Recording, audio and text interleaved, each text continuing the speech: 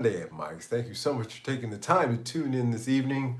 Give me a moment while I make some adjustments here. Just sat down and got everything set up. One man operation here, so it takes a minute for me to get things going. Here we go. All right. Very good. How's everybody doing out there? Good to see you guys. Scott, God bless you, sir. You're always here.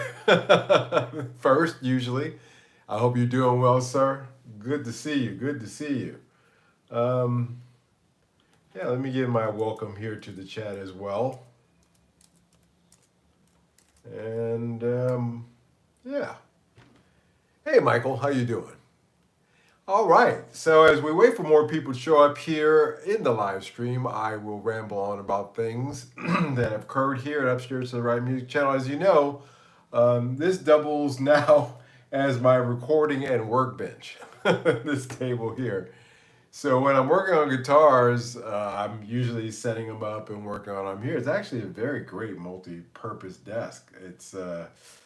I can't remember where I got it, but I sure am glad that I did because it really does everything.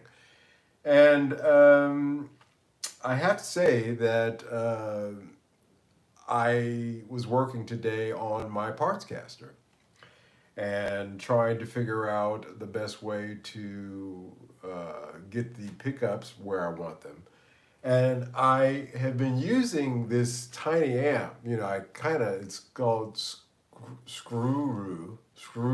It's called Screw You amp. I kind of make poke fun at it, but you know what? They've been making this for about 5 years now. But for the price, this is a fantastic amp, especially the fact that it has a headphone output. And if you've got a decent set of headphones and you're making those kind of fine adjustments, I used to do it through my Laney amp, which is okay. But when you're running it through a pair of good headphones, you can really hear those small differences. And I found that if I get the pickups balanced and it sounds okay in this small, teeny tiny amp, when I take it to the Laney or here into the Moo or Radar, it sounds great. So I'm super surprised that for under $50, these mini amps are really something. There's a lot of brands out there. This is a I think these are 2-inch speakers, so two by two. Clean sounds. I've said before, playing through the speakers, it's great. When you want to run anything dirty through it, not so great. But just for doing things like that, working on wiring, making sure the wiring connections are correct, adjusting pickups, this thing is great and it just sits right there. It doesn't take up a lot of space and it does the job. And I just plug my wireless, rig into it, and there's not a lot of cables dangling around either. So for $50, guys, you should look. If you don't have one, you can find them, Alibaba, Temu, the usual suspects. But they're worth looking into. It is a practice amp. I have to be honest with you. I'm so satisfied with the headphone output on it. It's really got a great sound internally when you use a good set of headphones. That I would throw it in a backpack along with a guitar, and you're good to go. You can practice anywhere you want to. You could even, what do they call it? What's the word for it? Busking. You could even busk with it if you want to. So, yeah, something there. I see my lens is not as clean as it could be. Oh, well, too late to clean it now. How many people we got in here? 11 people watching and 2 likes. I could use the likes, guys. Hit the like button. Hit the like button, guys. Don't forget to hit the likes tonight. And as I always start out by saying, I want to thank each and every one of you for taking your time to watch tonight. Time is a valuable thing. Spending a little bit of yours with me is really greatly appreciated this evening, and I will not disappoint. Got some things to talk about that occurred to me. As usual, I have to think of something when it comes to these live streams, a topic that I generally find interesting. Oh, speaking of, before I get off that topic of that guitar and the pickups, I just released on Friday a video talking about that guitar that I built, the parts caster that I put together. So if you haven't seen that video yet, go to my regular content and take a look at it. Um, Not one of my more popular videos it's turning out so far, but that's okay. It's in 4K, so I actually like in this case, thank you, appreciate it. Thank you so much, Scott. God bless you. I like the 4K camera work on it. I like my camera. I actually had it serviced recently, and it's working really great. And I'm probably going to start doing a lot more filming there in that spot. I kind of like the way that looked, actually. So take a look at that. Take a look at the guitar. Check it out. And yeah, I finally got those pickups. You know, it's funny. Alnico 2 and Alnico 3 pickups, you really have to get those really as close to the string as you possibly can in order to really get the full range of tone out of those things. And the pickups that I was working on, those are Alnico 3 pickups. I really got those, I mean, backed up to the curb, you know, in terms of the height. But once I got the heights up, really up there, but once I got the height set perfectly and everything was all balanced, just a beautiful tone. So if you're dealing with pickups and you think that they're a little bit muddy, I've said this before, I'll say it again, instead of thinking about changing pickups, change your pickup heights first. Alnico 2 pickups, Alnico 3 pickups, you really gotta get those pretty close. Alnico 5 and Alnico 8 are basic ceramic pickups. Those are a little hotter. You can back those halfway and you'll be okay. But generally, I'm really finding that, a good set of headphones going through something that you can hear the sound of that guitar is really your best friend when you're making adjustments to pickups to really find that sweet spot. Because honestly speaking, once that's locked in and you use the same strings mostly all the time, you're good to go. There's no need to mess with that anymore. That's done. I've got that. I wasn't happy with the number one position. It's a 3-position switch HH Strat. I wasn't happy with the tone in the neck pickup. It was way too low. Was the answer to that? It was just way too low. So I really raised the height of that neck pickup and just got it to its sweet spot, and I love it now. So in all 3 positions on that guitar, I'm super, super happy. Sounds beautiful. So there's a little tip there for you before we get started, guys. Um, there's a joke out there by Chris Rock. He says, I'll paraphrase it. He says that if bullets were $5,000 each, people would think twice before they fire their gun. In other words, it would be quite an investment, something to think about before you go just hauling off shooting. But in all honesty, I kind of applied that to the guitar market a little bit these days. Everybody out there is concerned, and for good reason, because this is getting to be a little bit of an expensive hobby here. Well, hobby for some, semi-profession for others, profession for others. But regardless, in all 3 categories, whichever one you fall in, you are feeling the pinch in terms of what is going on, the shenanigans in this market. And I have to say that if you are a beginning guitar, imagine, me, I picked up my first guitar. Let's not count the window acoustic my father scored for me. Thanks, Dad. My first real guitar, I have to say I was about 15, 16. And that was mine. I borrowed a bunch of chords from my friend down the street when I went to his house. But my first real guitar was around that age. And it was a Japanese Squire I'm really narrowing it down to being a Squire Bullet. I really think it was a Squire Bullet because of the cost. It was very inexpensive, but it was a great guitar. And to find that kind of quality at that price now, I have talked before about how we've made great strides in the manufacture of guitars these days.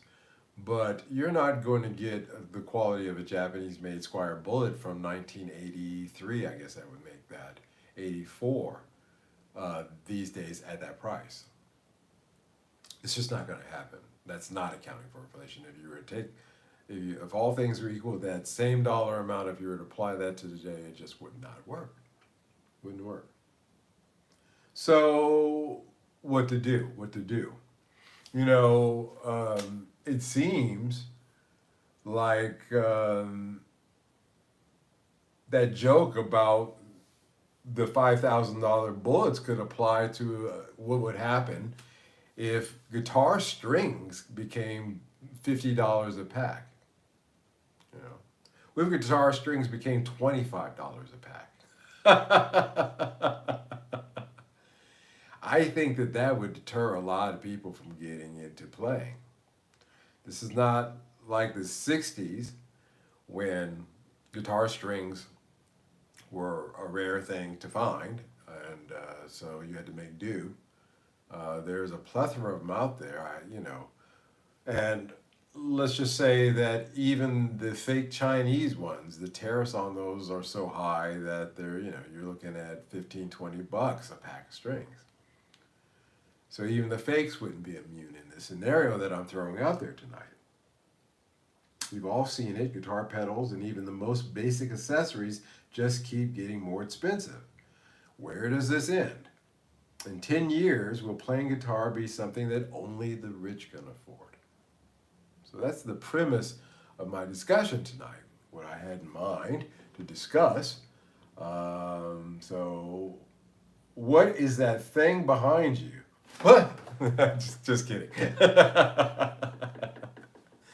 The guitar cases. It's not a monster. Trying to scare me? Welcome to the chat. Scott, Mike, I disagree. Most of the guitar legends came from an era when it was hard to buy guitar. If we weed out the ones not really serious but the more determined will prevail. Okay. Not a premise also that I disagree with. In the 1960s, Jimi Hendrix had a Sears catalog guitar to start out with. Dan Electros were popular, but those were, made of compressed board. A lot of guys prevailed, but if you look at the British, the guys who were about to take that wave of British music worldwide, they were doing anything they could do in order to get American-made guitars. Once the prohibitions against American instruments was that 1965, 64 or so, and it opened the way for more of them to come in, that's kind of the way that people went. So, even Hendrix eventually graduated to a Fender or two or three. So, anyway, I see your point though.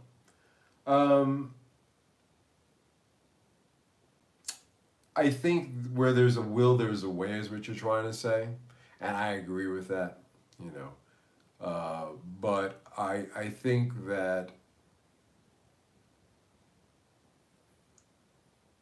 cost wasn't the prohibitive thing really. Availability was a prevailing problem during that initial time period in the 60s. And when cost becomes an issue, you're in real trouble, in terms of young people wanting to get into this. And that's kind of the premise of where I'm going. When was the last time you were shocked by a price tag on guitar gear? Let me know in the chat, by the way, if you've seen anything like that. Hey, Dangers, it's the effects pedal board. Oh, thanks. I don't know much about making music. Oh, he's talking about this. Oh, well, this is not really behind me. It's more to next to me. But yeah, this is a pedal board. This are analog guitar effects pedals. I prefer them over digital pedals and over digital software that emulates pedals that you can use to record with. I think that they have a unique sound. Run Riot in the house. How you doing? Welcome, welcome. Thanks, Scott, for answering that. So, strings are made from nickel, steel, phosphor, bronze, and these metals have become more expensive due to supply chain issues and global demand. You know, steel is a big trouble. Maker on that list. Nickel certainly as well. And tariffs on imported metals could make things even worse. This is a reality. You know, even a simple pack of strings are affected by tariffs. And the materials that it takes in order to construct, I sometimes have my guitar strings made in the UK. They're handmade in the UK. I prefer those strings because they have a beautiful tone to them that's unique. But that guy in the UK is sourcing his materials from all over the place in order to make those. And I suspect that soon, when I go to his website, I will see the increased cost of that reflected. Remember when a basic pack of generic brand strings, by the way, Slinkies used to be the generic brand for me, you know, they were like, I'm really dating myself, but you get two packs for $5 of Slinkies. They were $2.50. Then they got the three. Then they got the five. And now here, I do believe for that set of Slinky Extras that I like, the 9.5 set, those are going for about 10 euros. You know. Now, and by the way, the Vinodol Vintage Show is coming up this Saturday. Coming up, I will be going there, and strings are certainly something that I'm going to be buying because you can get some discount, on strings at places like that, but they're not that significant. Maybe 2 or 3 euros, but it's creeping up there, and I wouldn't be surprised if even that didn't exist anymore. But because everybody's feeling the squeeze, there's only so little of a margin that those people can take on those. Now, guitar gear is made all over the world. China, Indonesia, United States, Mexico, but labor costs are rising everywhere. Now, some companies are moving production to different countries, and I've talked about that before. I said that in India, probably down the line, you're going to see Indian guitars made in India. Don't be surprised. But that usually means higher costs, not lower, because of the cost of setting up the factories, hiring the workers, training, stuff like that. And if small manufacturers can't compete, will that mean that only the big ones will survive as well? This squeeze is being felt with the small. I talked about strings. Now let's get to the guitar itself. Small builders are feeling the squeeze, especially guys who import wood and all the other parts that they use from different countries. Now, if a small manufacturer can't compete, and they get squeezed out through this process, this great bleeding out that we're doing right now of everything, then only the big boys are going to be around. And we know the big boys, they will charge whatever they want because they can.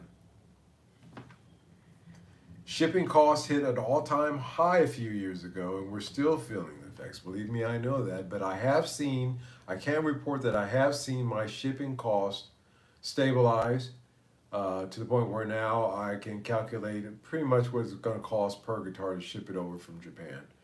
Um, but the general gist of this is that inflation coupled with the tariffs. So you not only do you have the inflation going on, but you have a double whammy, guys. You have the tariffs going on as well. And they affect everything from wood to hardware. And they make everything from wood to hardware far more expensive. So it's something to keep in mind. You know. What's the most expensive thing, by the way, most expensive part of playing guitar for you guys out there? I'm curious. Is it the strings, the pedals, um, new gear? I've had a few people comment that they've seen that HH guitar and they're like, you know what? Maybe I should go out and get an HH guitar. I think Dewey said that the other day. Cracked me up. Could the rising costs kill the next generation of musicians? Is where this is all leading to. A lot of build up there to the meat of this. But could rising costs kill the next generation of musicians is the question. Think about it. If a beginner pack costs $400 or more, how many kids are going to start playing? And, beginner packs now can be had for a quarter of that.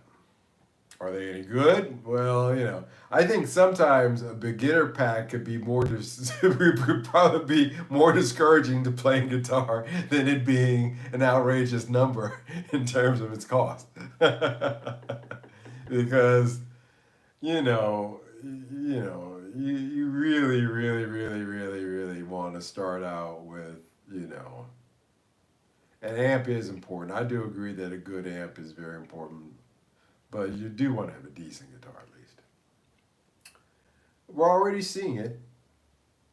The guitar used to be an affordable instrument. If you go to pawn shops, if you go through the blogs that I do, especially when I'm studying things and I'm going back to reading blogs on old sites, some of them exist, some of them don't exist anymore, about different subjects, one of the things that you'll inevitably run into is a guy who says, hey, I went to a pawn shop and I got a Squire SE for $80, which is a great find because the early Squire SEs, like the one my body and my parts caster is, those are full-size bodies. Some made from Agathis, some are made from alder. So, are those days going to be? In other words, so is that kind of find going to be the thing that's going to keep guitarists going? Is to find them, in secondhand shops. I throw that out there as a possible outlet for young people. But if you don't have something like that near you, then you're kind of screwed.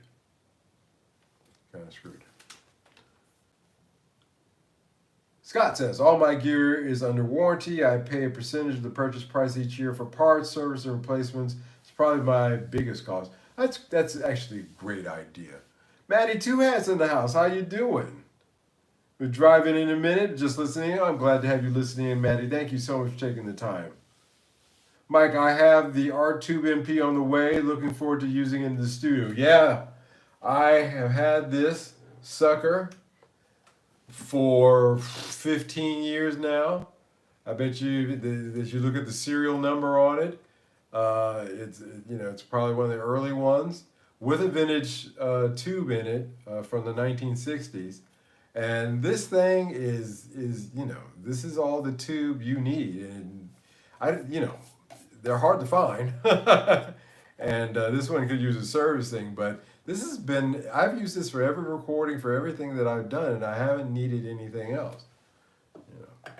So good on you, man.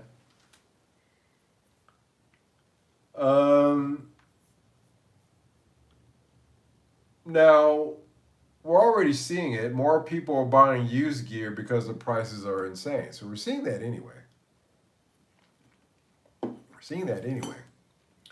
Um, if manufacturers keep raising prices, people will just stop buying new guitars pretty much altogether. So, and I've been pointing out for years now that there is no need to produce another single guitar. If they stop making guitars tomorrow, there's more than enough in circulation to go around for everybody who's interested in playing guitar. Seriously. So that's not a far-fetched thing. And, the pawn shop buys, flea market buys, the back of dad's, garage finds. Those are going to be the things that are going to keep it going if the prices keep going up, because people just aren't going to be buying new.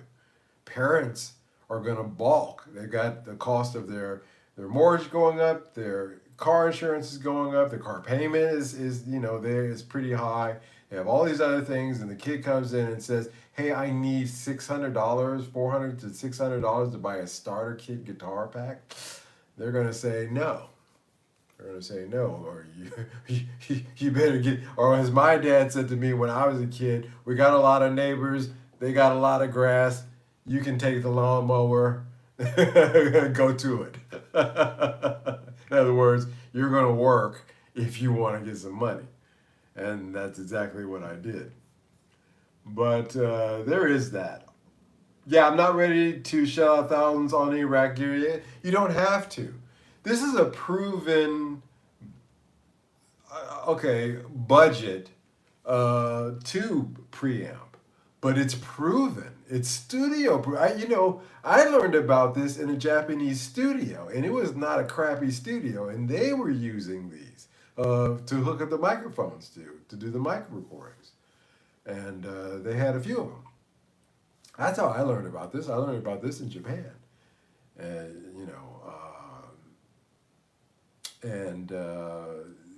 for the money, I mean, the next best thing is not going to be as good as this. So yeah, I stand by it. Scott, keep on all your guitars. Agreed, Mike. I think the starter packs are getting expensive. Yeah, and I think a lot of parents. Yep, guitars and pedals. Even my YouTube camera came from my music store. That's great, Scott. I think that's a fantastic thing to do. I'm not too worried about it because I have this. I have the parts and or know-how and or somebody I know who could pretty much will hook me up at this point now here. I always try to find the useful people and then make good friends with them. Just kind of works out that way, I guess, because of what I do. But that is a wise thing to do. Now, if physical gear gets too expensive, will more people switch to software, MIDI, or AI generated music?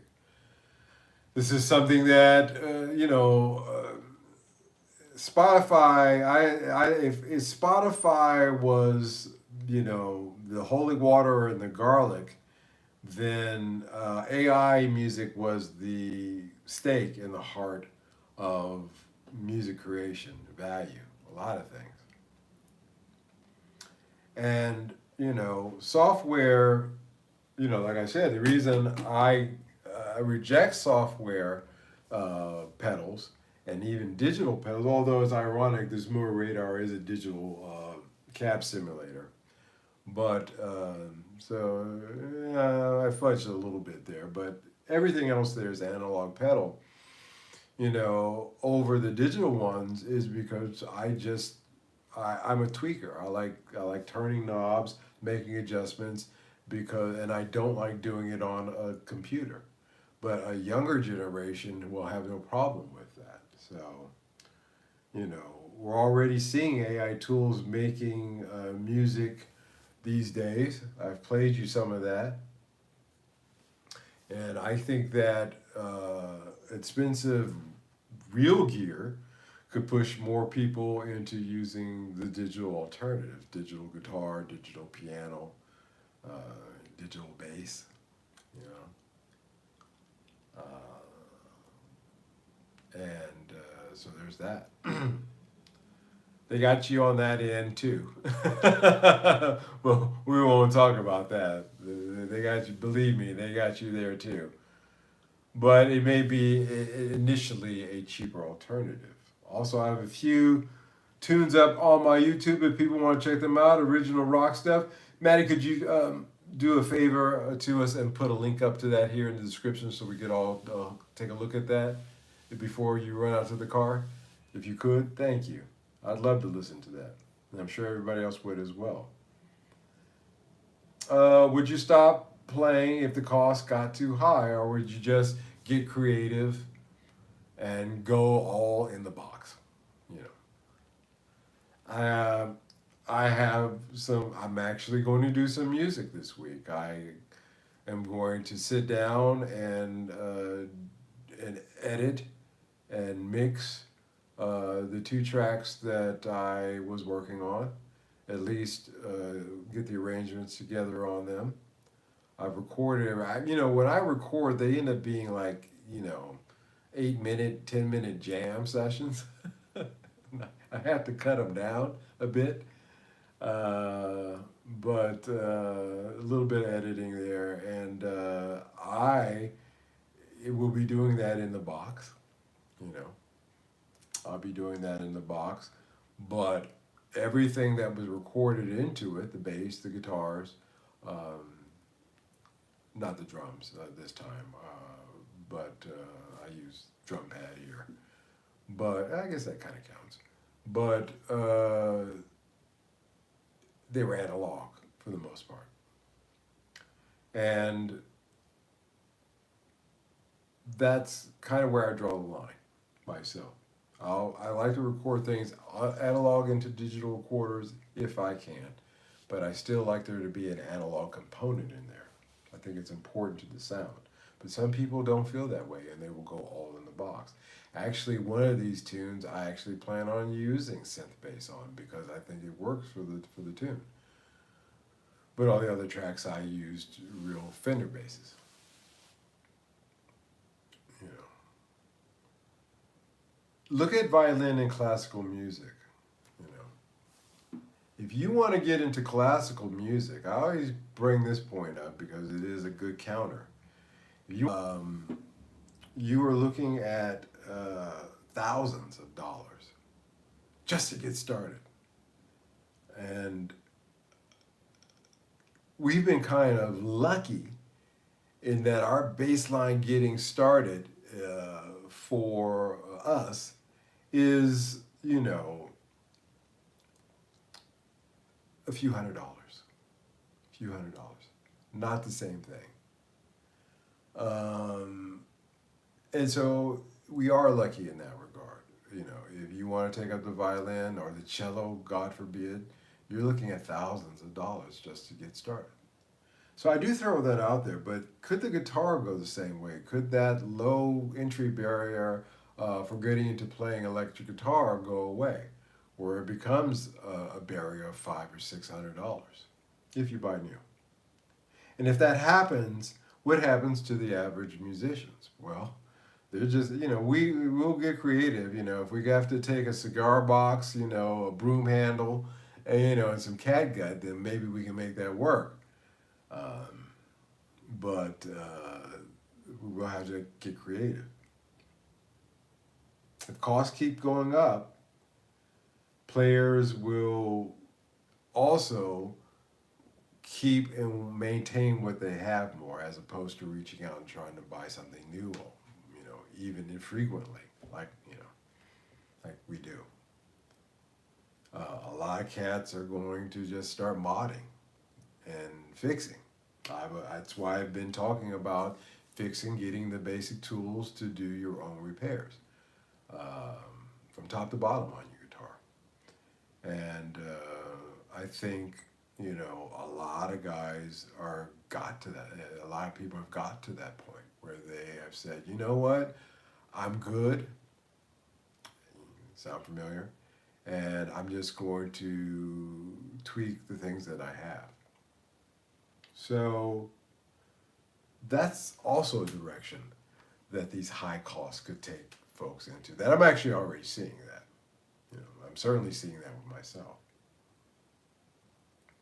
You know, it's a great money saver, and it is the basis of this channel. You know, is going in that direction. Did you put those up, Maddie? Yes, fantastic. Thank you, Maddie. I appreciate that. We will check that out. Everybody, make sure you click that link and take a listen to that music. I will do so after the live stream. Thank you, Maddie.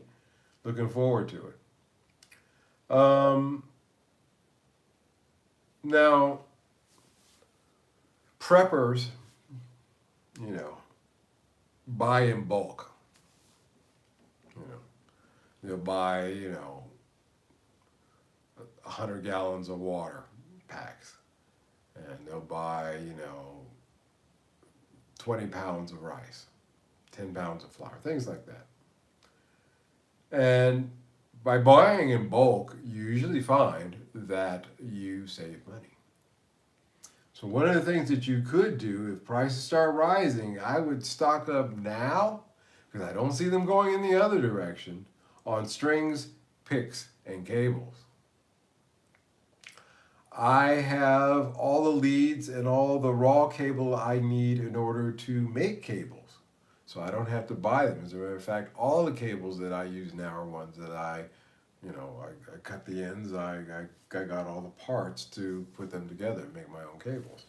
Matter of fact, I was looking for one of my leads. Is it in here? See, I don't care I'm doing a live stream. I'm going to look through my crap for something I'm going to do later.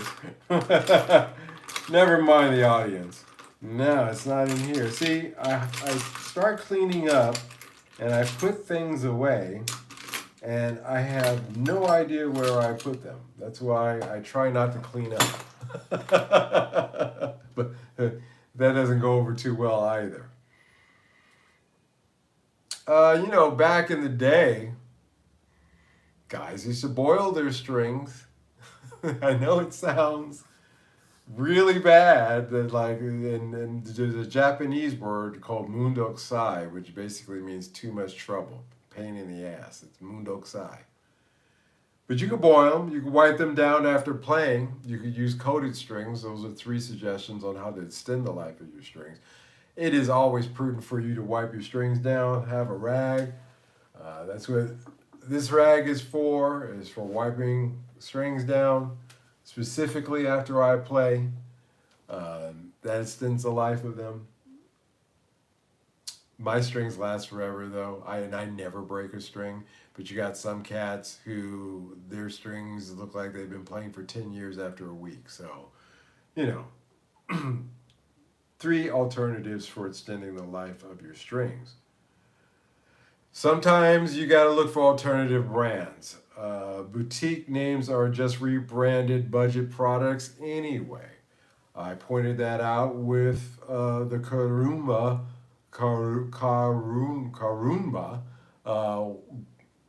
guitar wax that I use, polish that I use, which is basically car polish.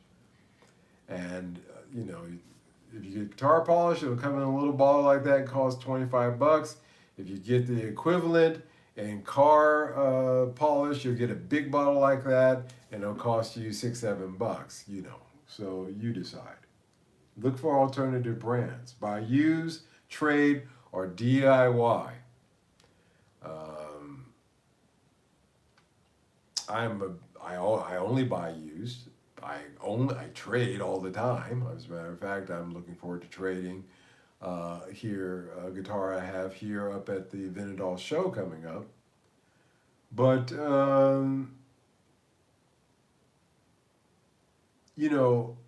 I always get back to this, and I've been getting back to this a lot recently. It's kind of like my, they built too many guitars mantra that I was doing there for a while. But learn how to mod and repair yourself. It's great that you got technicians and folks that can do it for you, but if that no longer becomes something that you can do, worst case scenario, you got to do it yourself. Learn how to do it yourself.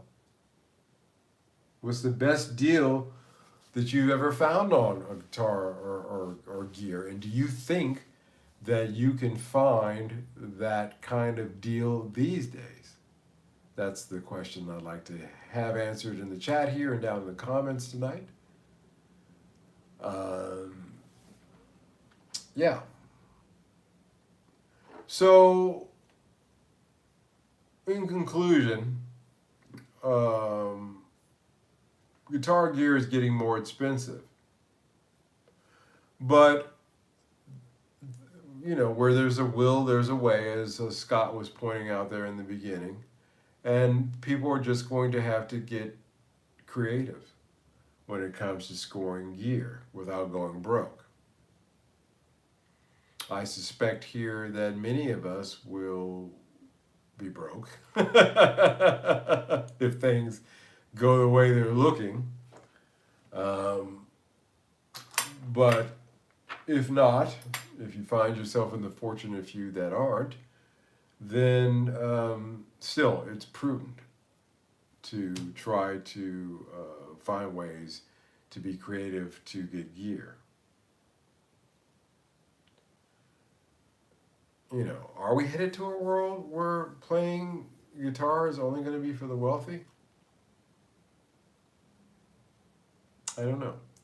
I don't think so, because like I said, there are so many guitars out there on the secondary market that, that's not going to happen. You can still score one for cheap.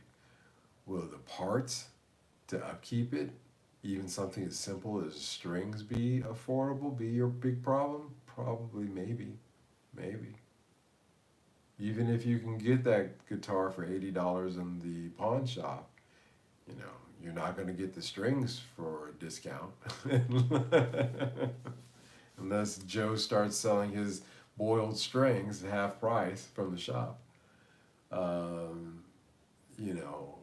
If those go up, then, I don't know how you're going to find a way of getting around that. You're going to have to bite the bullet and buy them. You're going to have to make them last a lot longer. And parts too, parts wear down, and the availability. I saw that there in Tokyo, was that late last year, where I was trying to secure some parts, and they didn't have them. They weren't in stock. And that was shocking to me, because this is a shop in Akihabara that I've been going to for decades, literally. And they always have abundance of everything, but their shelves were looking awfully bare when I sent someone down there to investigate for me. So these are possibilities that are quite rare, but quite real. And they may not be as rare coming up here. As a matter of fact, they're getting less and less rare. So there's that. The structure keeps changing. The market keeps changing. And price is a moving target, I always say. CJ Boy says tubes aren't getting any cheaper. Yeah,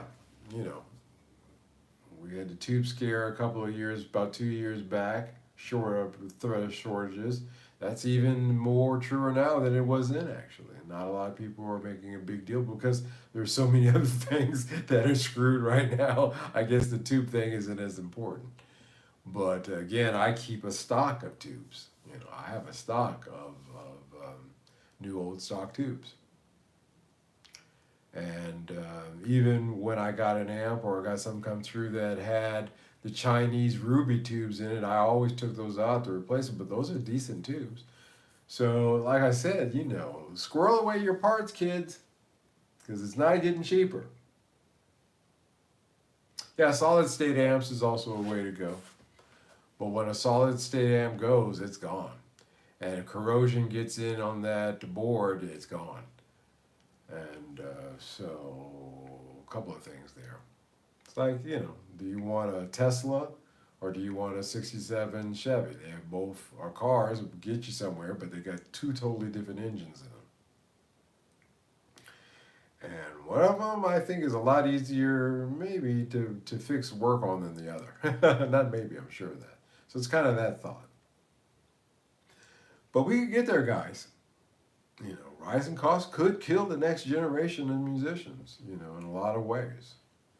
If the barrier to entry keeps rising, um, you know, this is not the limbo, you know, where getting lower is what you want to show your skills at. No, it's getting higher. And I think that, you know, honestly speaking, it's going to shut some folks out because of just the economics of everything else that's going on. Of course, older guys who have our jobs and doing our thing, you know, we can weather through one way or another. But, you know, a kid who's in a family, you know, with his brothers and sisters, and mom and dad are trying to make ends meet, you know, that may be something that the parents may not want to indulge in. And no matter how many lawns you cut, it'll take you a significant amount of time in order to earn the money in order to buy that as well. So it's possible. On the other hand, cheap guitars are of better quality than they've ever been. Yeah, we talked about that. Magnifique play conversation. Thank you very much, Eric. Thank you, and welcome to the chat. But yeah, the time and money it takes to be a musician is probably too much for most these days. Yes, it's kind of the gist of that, CJ Boyle. I have to say that's kind of the gist of this because again, that barrier of entry, the cost of getting into something. If I want to be a violinist, then there is a barrier to cost entry that's pretty high. It's not as high as it is if I want to be a Les Paul from 1959 collector, but it's up there. And if you want to get a really good one, you are getting into that territory, especially when you're talking not Stradivariuses, which are $1 million ones, but there are $300,000 and $400,000 ones that are, you know. So it's there. But for electric guitar, you get one for 100. You get a violin for $100. I know a guy in Vietnam who makes violins. He made my mandolin that I use for recording, and he'll make you a violin. Is it going to be as no? I don't even want to finish that sentence. It'll get you in. It'll be a fine instrument, but you know, still. Yeah. So a lot of things there, guys. A lot of things there. A lot to chew on. A lot of meat there. Just a subject that came to me because again, you know, I look at what's going on right now, and I am alarmed, I guess, to say the least. That would be the word that I would best use to describe the market right now. Um, yeah, yeah.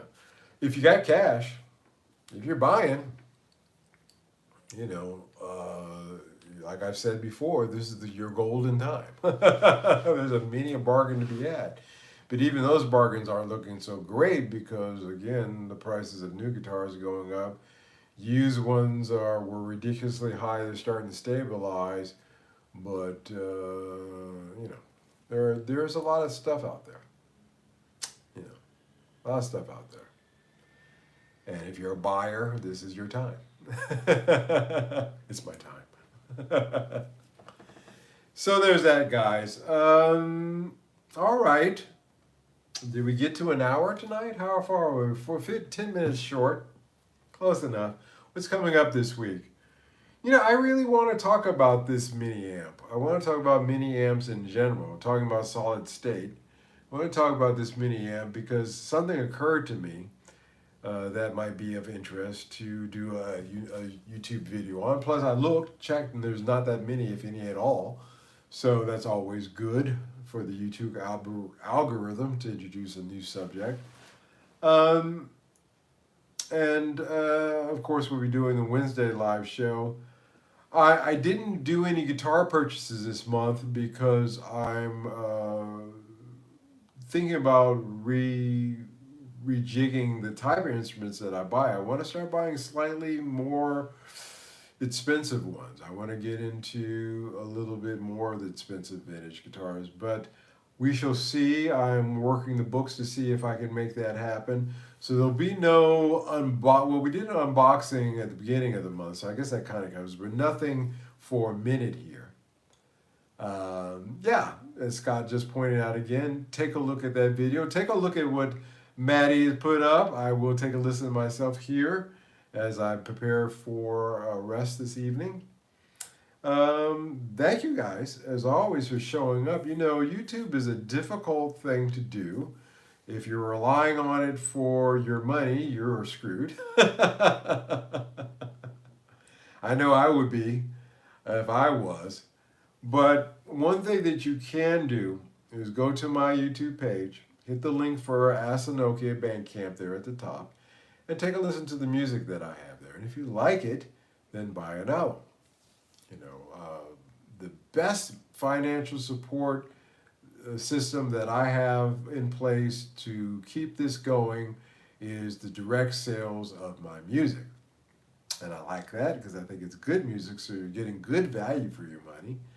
And also, that money is immediate. YouTube money is slow, little, and just not something that I would want to depend upon. And I'm glad I don't have to. But I do depend upon album sales, certainly, so that I use that money directly into investing into things to show off here on YouTube. So if you haven't done so, support this channel by buying the albums that are available there at Asanoki at bandcamp.com. Hit the link on my main page. And is that it? Yeah, I think that's it, guys. I want to thank you so much for always showing up. I want to thank you, Scott and Maddie and Michael and all you guys for showing up all the time, supporting this channel in this way too. And it means a lot to me. If you guys have the time, hit me down in the comments section. Let me know what you think about tonight's discussion. And until the next one, you guys take care. I will talk to all of you. Ben, you guys take care. God bless. Bye-bye.